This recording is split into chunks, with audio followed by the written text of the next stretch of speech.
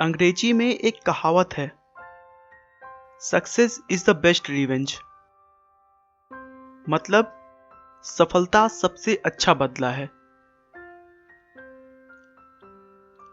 आज मैं टाटा ग्रुप के चेयरमैन रतन टाटा के जीवन के एक ऐसे पड़ाव के बारे में बात करने जा रहा हूं, जिसमें उन्होंने अपनी सफलता से अपने अपमान का बदला लिया था।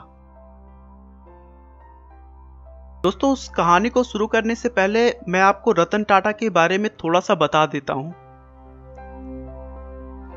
रतन टाटा का जन्म 28 दिसंबर 1932 को मुंबई में हुआ था।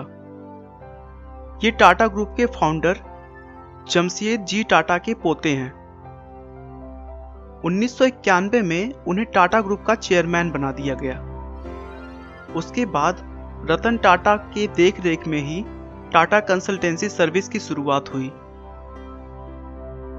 उसके बाद उन्होंने टाटा चाय, टाटा मोटर्स, टाटा स्टील जैसी कंपनियों को शिखर पर पहुंचाया। भारत सरकार ने रतन टाटा को 2 बार पद्म विभूषण द्वारा सम्मानित किया। ये सम्मान देश के तीसरे और दूसरे सर्वोच्च नागरिक का सम्मान है। टाटा का बिजनेस 100 देशों में फैला हुआ है और उनकी कंपनी में करीब 6.5 लाख लोग काम करते हैं।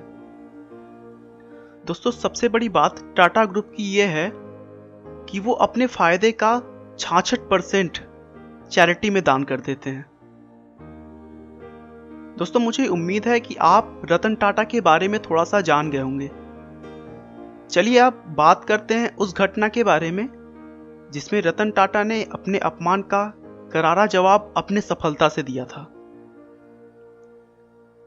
बात उस समय की है जब टाटा ग्रुप ने 1998 में टाटा इंडिका कार बाजार में निकाली थी। रतन टाटा का यह ड्रीम प्रोजेक्ट था। इसके लिए उन्होंने बहुत मेहनत की थी, लेकिन इंडिका कार को मार्केट में रिस्पांस अच्छा नहीं मिला, जिसके कारण कुछ सालों बाद टाटा मोटर्स घाटे में जाने लगी थी। टाटा मोटर्स के साझेदारों ने रतन टाटा को कार व्यापार में हुए नुकसान की पूर्ति के लिए कंपनी को बेचने का सुझाव दिया और न चाहते हुए भी रतन टाटा को अपने दिल पर पत्थर रखकर यह काम करना पड़ रहा था।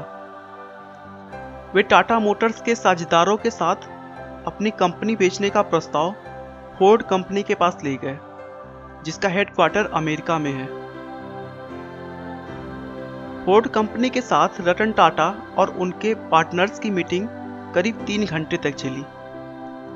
फोर्ड के चेयरमैन बिल फोर्ड ने रतन टाटा के साथ बहुत बदसलूकी सा व्यवहार किया और बातों ही बातों में यह कह दिया कि जब तुम्हें इस बिजनेस के बारे में कोई जानकारी नहीं है तो फिर तुमने इस कार को लॉन्च करने में इतना पैसा क्यों लगाया।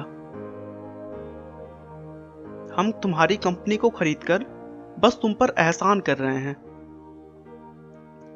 यह बात रतन टाटा को दिल पर लग गई। वह रातों रात अपने पार्टनर्स के साथ उस डील को छोड़कर वापस चले आए। बिल फोर्ड की उन बातों को रतन टाटा भुला नहीं पा रहे थे।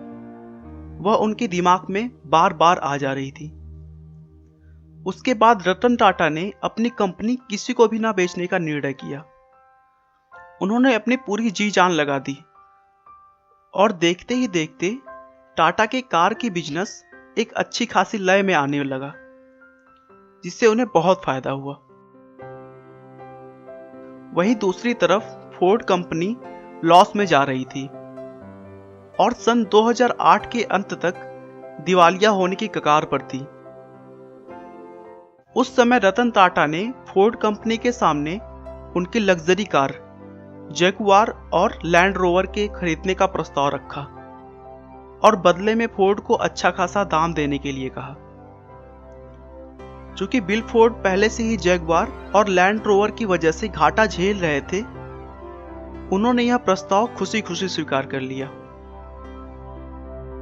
बिल फोर्ड बिल्कुल उसी तरह अपने साझेदारों के साथ टाटा समूह के मुख्यालय पर पहुंचे, जैसे कभी रतन टाटा बिल फोर्ड से मिलने उनके मुख्यालय गए थे। मीटिंग में यह तय हुआ कि जगुआर और लैंड रोवर ब्रांड 9300 करोड़ में टाटा समूह के अधीन होगा।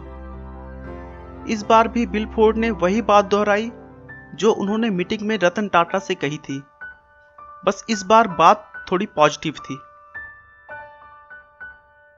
बिल फोर्ड ने कहा कि आप हमारी कंपनी खरीदकर हम पर बहुत बड़ा एहसान कर रहे हैं।